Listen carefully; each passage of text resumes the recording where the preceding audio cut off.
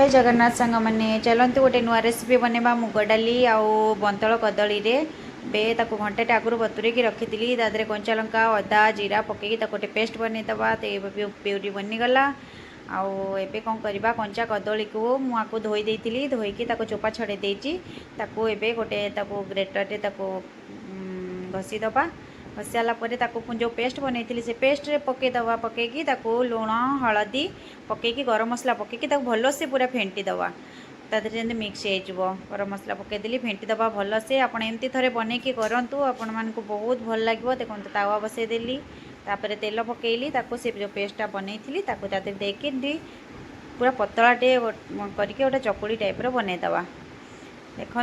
एमती बनवा ये बनला देखो लेउटे देली पछपटा एमती हवा दरकार आगे ये बनीगला ठंडा है काटा ए मसला रेडी करदेली आपको टे फ्राए करवा मसला को चलतु कड़े बसवा तेल टे पकेवा तादे टे जीरा पकेवा आउ जीरा टे फुटी आसिले रसुण अदा पकेवा तापर पकेवा काजू टे पकेवा काजू टी हल्का फ्राए हो गलापर तादे आम पियाज पकेबा पियाजटा भी हल्का फ्राए हो गलापर आम टमाटर टी पकेबा तादे टमाटर टी लुण पकईदबा जल्दी मसलाटा हो देखो होगला ठंडा होगला मोर ठंडा है ग्राइंडिंग करदबा तादे टी नड़िया पकईदबा कंचा लंका दीटा पकईकी पेस्ट बनईदबा देखो मोर पेस्ट रेडी होगला चलतु एबे बनवा स्टार्ट करवा तरकारी ए गैस ऑन करदबा टे तेल पकईदबा आपण मैंने एमती बनईकी खातु कंचा कदल तो एमती कई प्राय भल पाती खायापी एमती बनईकी खातु बहुत टेस्ट आसो देखो चीनी पकईदेली कलर उठीगला पियाज पकईली फुटन टे पकईली लंका गुंड पकईली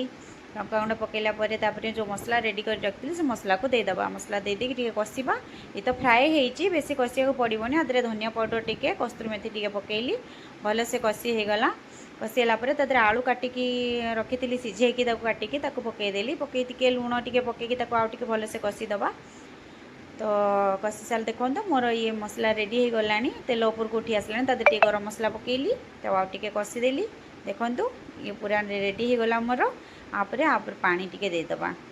पानी देखी टे फुटवाई छाड़ीदबा पानी टी फुटी गले आम से जो पिठाटा बनईले छोट छोट कट पीस करके रखी सेटा को आम दबा देखु यहाँ को देदेले आउ टे